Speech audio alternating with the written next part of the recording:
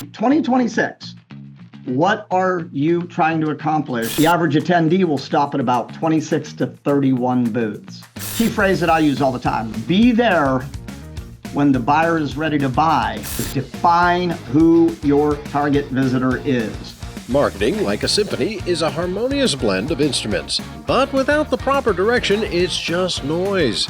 Welcome to the Supply Chain Marketing Show, presented by Supply Chain Brain Media. From the art of storytelling to the science of data, we'll uncover marketing strategies that drive success.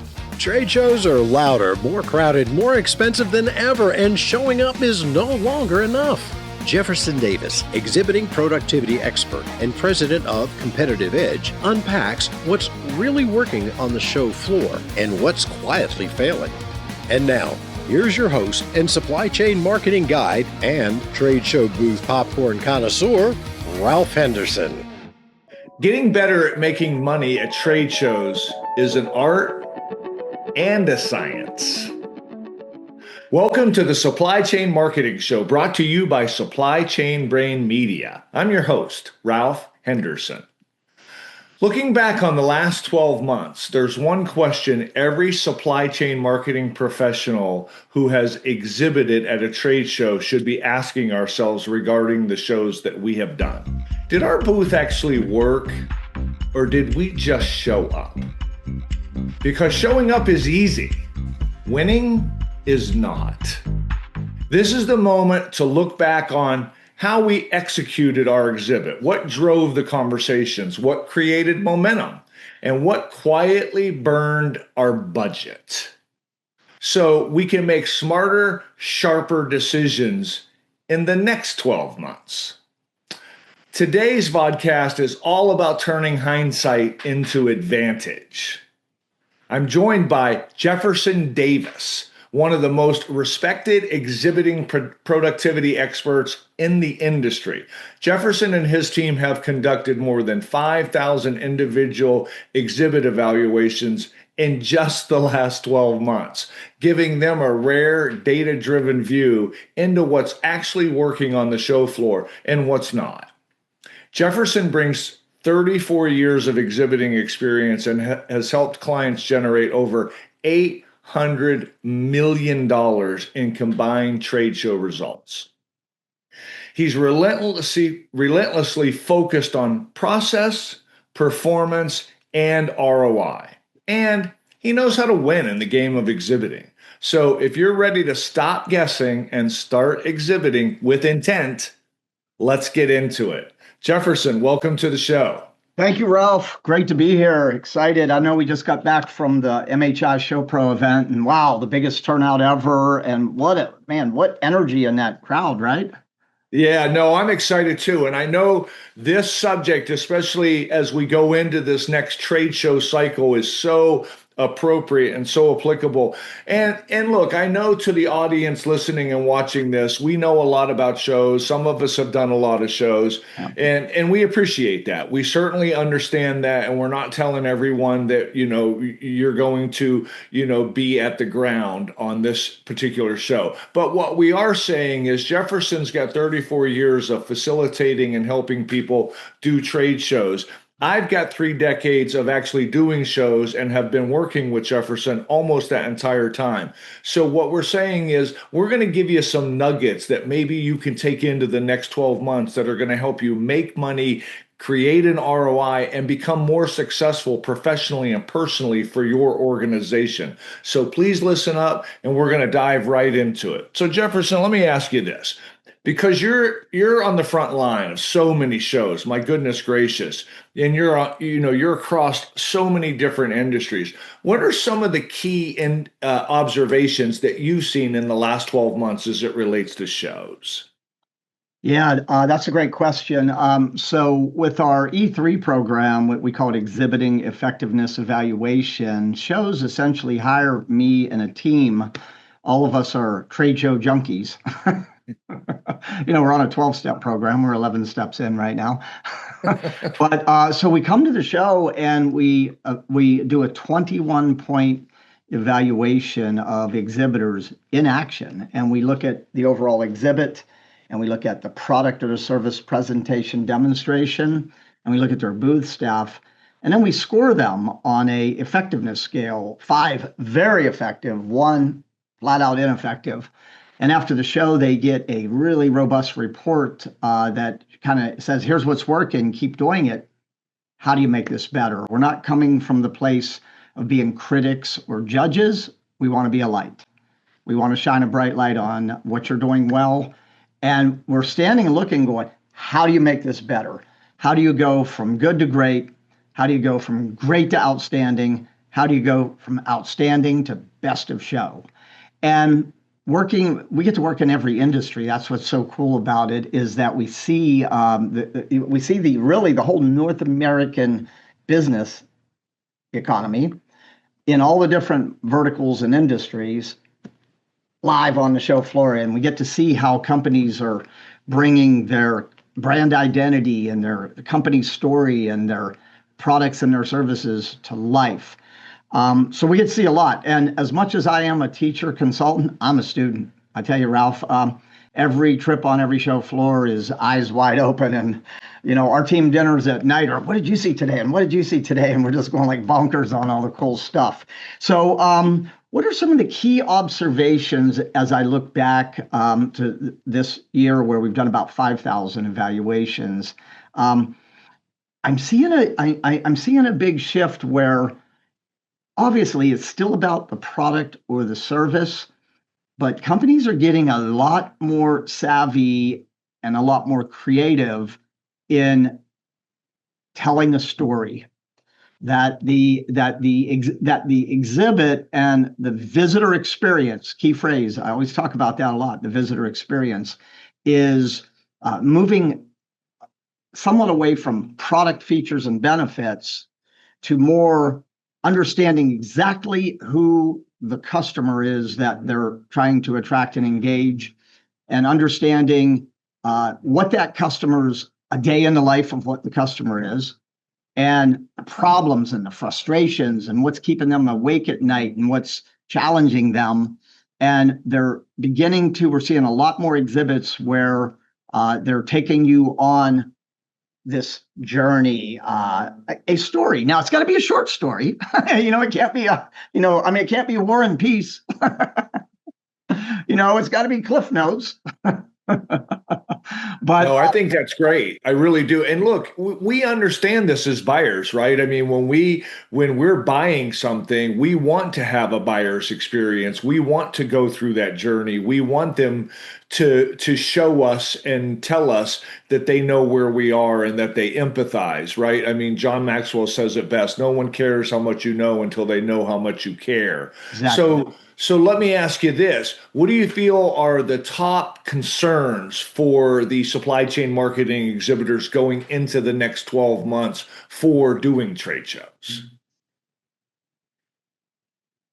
Concerns, top of the list. Actually, we've got multiple, so this is like an onion I'm going to have to peel. Yeah. But the cost of exhibiting has gone through the ceiling. The cost of everything has gone through the ceiling.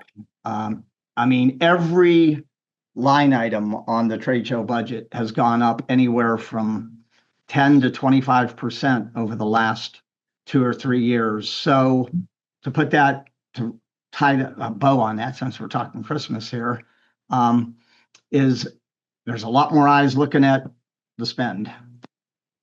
So exhibit managers are being scrutinized a lot harder on the budget, where the money's going. Are they maximizing the money? Are they spending it? Are they staying within budget? So top of the list, that the increased cost to execute an exhibit program in all the major expense areas has gone up.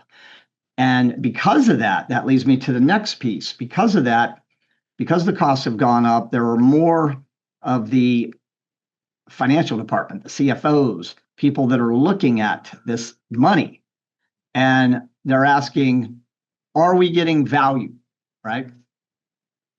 Beyond cost, right? So that leads us to, which is really, I think, the Achilles heel of many exhibitors. So you have rising costs, you have more eyes looking at the dollar and going, you're spending what, where, and what are we getting? And that leads me to the next piece of the puzzle, measurement. The ability to measure the performance of the exhibit marketing program and the ability to measure value. And value comes in a lot of faces. And for many people, when they think about value, they think about return on investment. And that's a complex topic. The reason it's complex is because in the supply chain, we have a lot of companies who are marketing very complex solutions, very high ticket items, long sales cycles. And it can be very difficult for a lot of these companies to actually go out 2.5 years later and go, oh yeah, we got that deal because of that interaction at Modex or Promat, right? So measurement, this is the topic we have to address. For many exhibitors, even big companies, this blows me away, even big companies, when you ask them, what are you measuring? Most can tell you what I would call the rudimentary or the basics. They can tell you what we spent it on. Were we over? Were we under budget? How many scans or swipes did we get at the booth? How many of our customers were at the event and how many we interacted with? If we held any kind of a event, a hospitality event, social event, whatever, they can tell you what we spent on that and maybe how many people showed up or attended. And those are what I would call like the rudimentary, the basics. But it's not enough. It's not enough. I'll give you an example. I just had a heartbreaking story here that I want to caution every marketing exhibit manager, especially in your medium to large company. So this was a lady that reached out to me earlier in the year. They were the biggest exhibitor in the show that they were in. Their booth was 5,000 square feet. Their spend on the show was over 3 million, one show. They were able to attract and interact with about 1,000 people. I asked her, what are you measuring? What are you reporting? And she had no real power. We talked about working together, but she used the classic that many do. We don't have the budget for that. Well, I got an email from her 4 days here before Christmas saying, yeah, they eliminated my job and gave her walking papers. And I would bring that back to that the inability to measure and report. I've always said there's two things that senior management wants to know about the exhibit, what they might view as an expense. But all of us as exhibit event marketing managers have to view as an investment. Key word there, expense versus investment. They might view it as an expense. So I always, my message and my hope and my wish and my dream for everybody who's managing exhibit event programs, I never want the day where a CFO, a CMO, a CSO, a CEO walks in to you and asks you, hey, Ralph, you just dropped $1 million on Modex. Can you show and tell, and prove to me how that time and money is supporting our company's business objectives, one, and two, can you show, tell, and prove to me where and how we're getting value beyond cost? Value beyond cost. No, that's right. No, you're right, Jefferson. And look, when the shoe's on the other foot, and we're selling the solution, whether it's software, hardware, integration, consulting, it doesn't matter. We have to do the same thing, right? We have to show this payback. We have to show the value. We have to make sure who's ever investing in it is getting something for their money. So I appreciate that. Measuring and reporting should be something that we do. We'll be back after this brief message. In today's complex supply chain, marketing has never been more critical. But are you leveraging the full potential of your marketing efforts? Supply Chain Brain Media created 2 resources to help you discover what's new and what works. The Supply Chain Marketing Group series is designed to educate you on services and how to implement them into your marketing program. On the Supply Chain Marketing Show, hear firsthand how experts are implementing the elements from the 5 rings of supply chain marketing to drive results. Ready to elevate your marketing game? Schedule a 30-minute consult today. Email Morgan at supplychainbrainmedia.com. Supply Chain Brain Media, your guide to marketing success. And now back to our show. Let's talk now about the folks who don't have $3 million. They don't have $1 million. These are the typical supply chain materials handling exhibitors that do these shows that, have tens of thousands of dollars. Maybe they get into the 6 figures, but let's think about the ones who don't. What are some specific things those folks, those exhibitors could do to help make sure they're putting their company and their solutions in the best light? What would be your advice for them to do something effective, regardless of where they are, but especially those folks who don't have a whole lot of money to spend on these things? Well, I tell you what's interesting about now again, I tend to live in the North American B2B trade show space. I do a little bit international, but I'm not hopping all over the pond. Never wanted really to do that for business. Here's what's interesting, Ralph, is that 80% of the companies that exhibit in B2B shows in the US are in 300 square feet or less booths. Right. That would be like 3 10 by 10s. Right. And my whole philosophy on this measurement game comes down to 2 things, 2 big ideas. And I always like to start, when I think conceptually about any topic, with what's the big idea here? The numbers tell the story. Number 1. So what are the numbers that we should be planning, tracking, measuring, and reporting? And number 2 is where the value's clear, the decision's easy. So the numbers tell the story, where the value's clear, the decision is easy. So whether you're in a 300 square foot or a 500 square foot or 1,000 square foot booth, to me, when I think about what is it that I would want to be tracking to be able to do what? Show that we're supporting the company's core business objectives and that we're getting value beyond cost. First power recommendation is that the superpower of trade shows, right? The magic of trade shows. There's 3 areas that it visibly, directly supports and can move the needle very quickly. And it's in the realm of marketing, it's in the realm of customer relationship management, and it's in the realm of sales. Okay. Now, I'm not talking about someone walks off the show floor and says, how much that conveyor system go for? Yeah, that's 1.5 million. Give me 3. We ain't talking about that. Because we know that's not how this game works, right? So my first recommendation for every single company would be, number 1, talk to who owns marketing and who owns sales in your company and get crystal clear. And this would be the perfect time to be having that conversation as you look forward to 26 and ask the CSO, the CMO, in 2026, what are you trying to accomplish in the marketing realm? What are you trying to accomplish in the sales realm? What are you trying to accomplish in the customer relationship management role?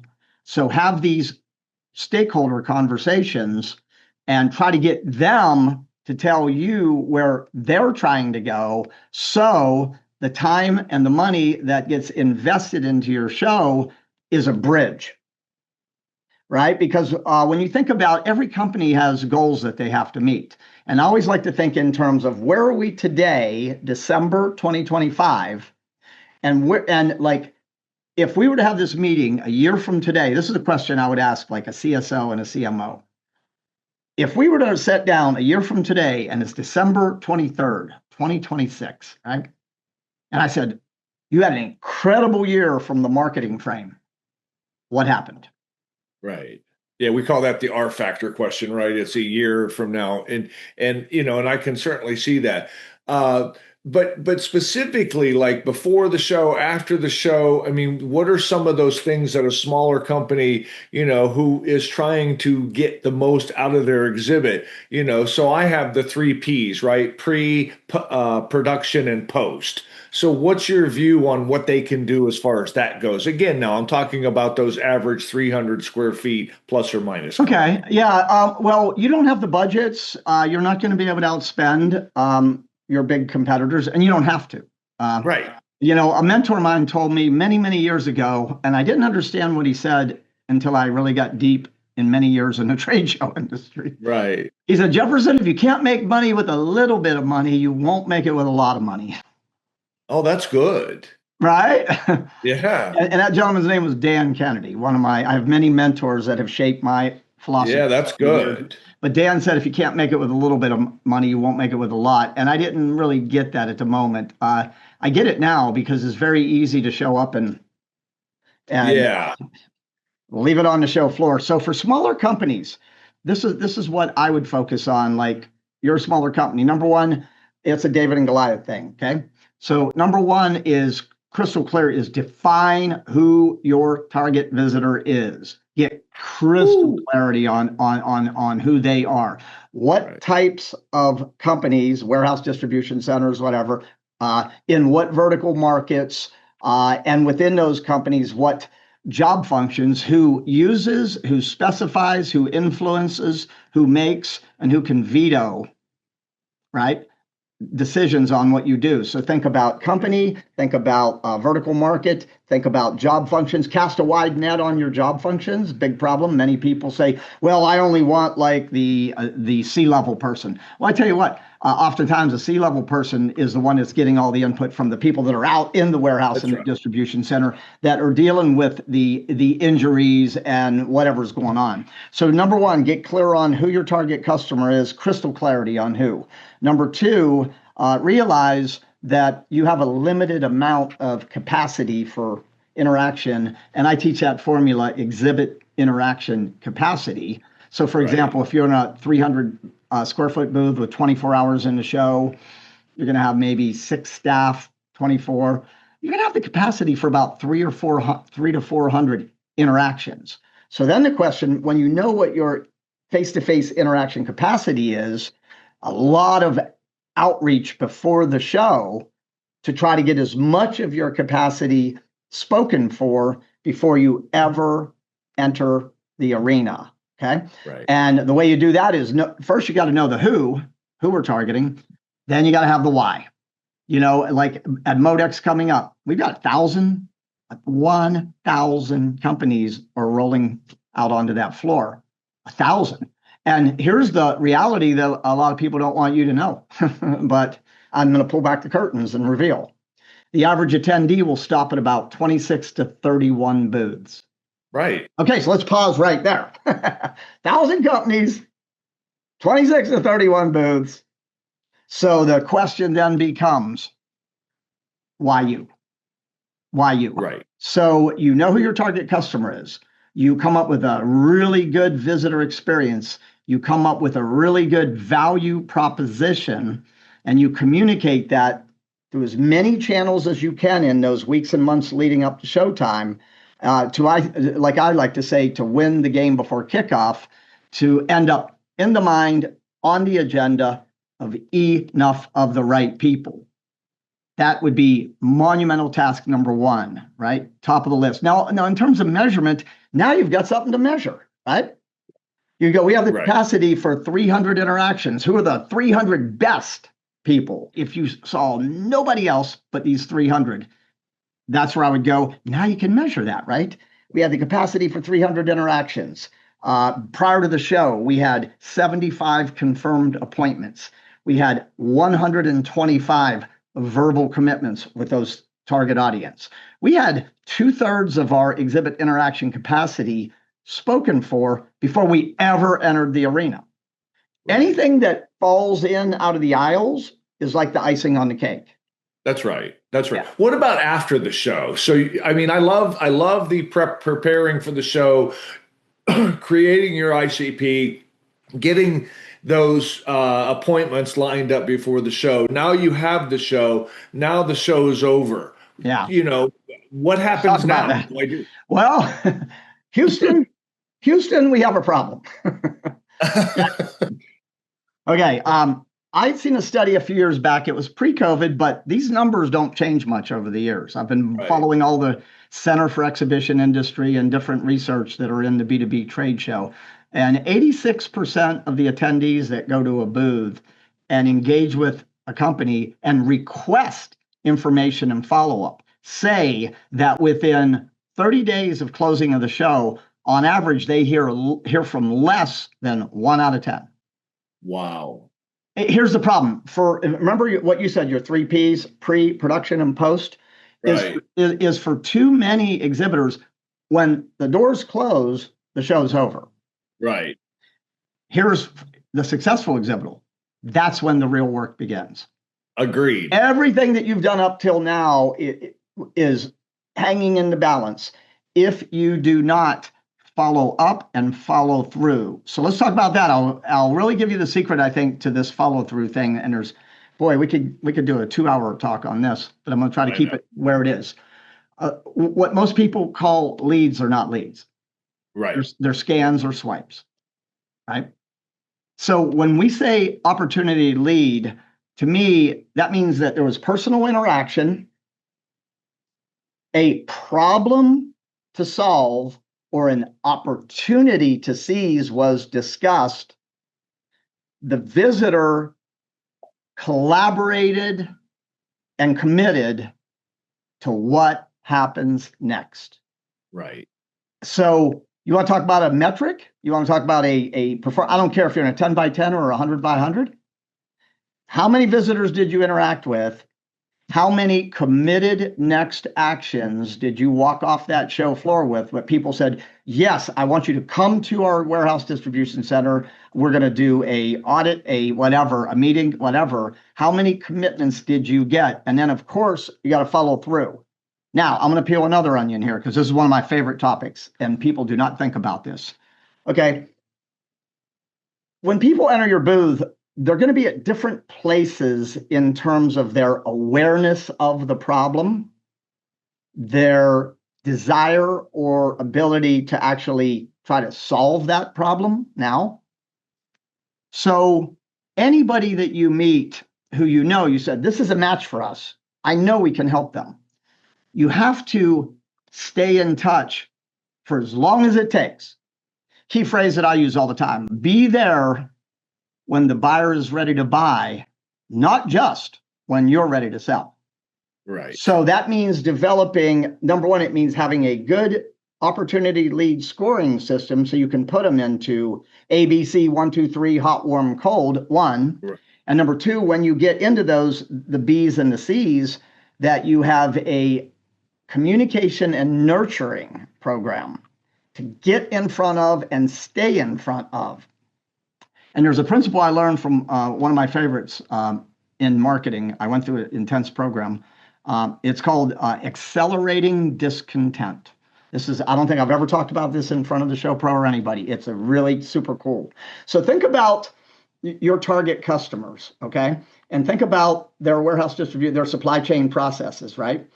Everybody you meet there's a continuum. On the left side of the continuum would be peachy keen. Life's good. No need, no hurry, no money, no interest. Peachy keen. On the far side of the continuum, the left side there, the right side, we are not standing for this anymore. Had enough. We're not going to allow this much breakage or this much loss or this much downtime or this much, whatever the language is that you speak. So one of the jobs of a good nurturing campaign is to not always be in this selling mode, right? Because you don't want every contact to be selling. But there's a principle that in the middle of that, when I said the principle of accelerating discontent.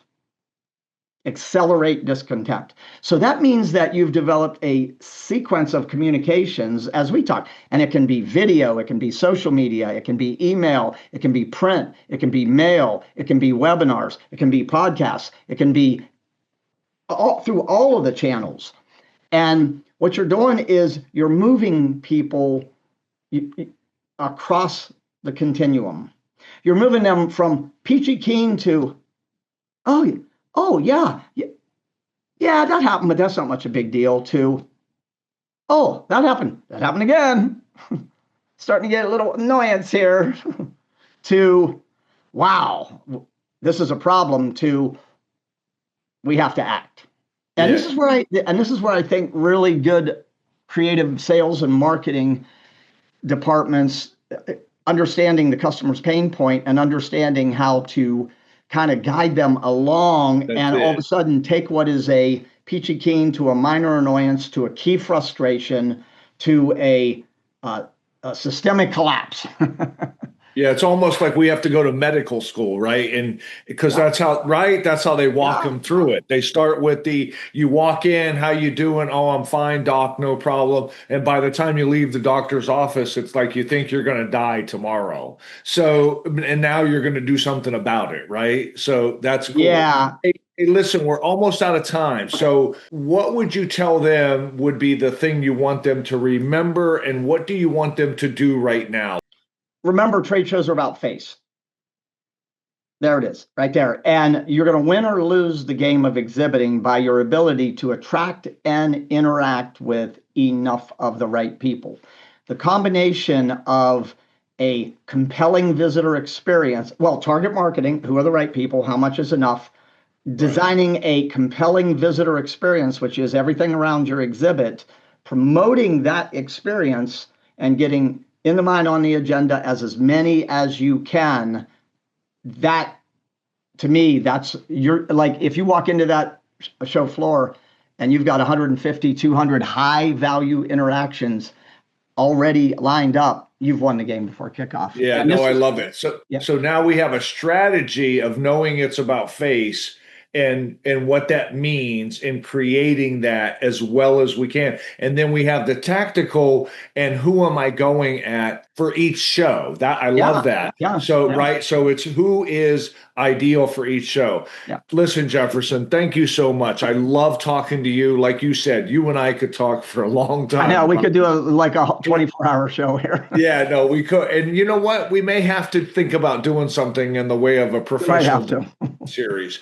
But until then, one of the things I love about you is you're all about making the next 12 months the best year ever. And it's a rolling 12 months. So I appreciate that very much. And I would recommend everybody to make sure to keep an eye out for Jefferson. We'll certainly give you information on how to get a hold of him. And then at the end of the day, remember, folks, our job is, if we do this well, the way Jefferson is asking us to do it, instead of knocking on doors, how about they knock on yours? Make the next 12 months your best year ever, and we wish you the best. To discover how you can blend your marketing instruments into a harmonious sound and rise above the noise, schedule a 30-minute consultative session. Email morgan@supplychainbrainmedia.com. Again, that email address is morgan@supplychainbrainmedia.com. If you have any questions or episode suggestions, you can send those to morgan@supplychainbrainmedia.com. Thank you for joining us for this episode of the Supply Chain Marketing Show presented by Supply Chain Brain Media. This is an omni-channel production in conjunction with PWE Media.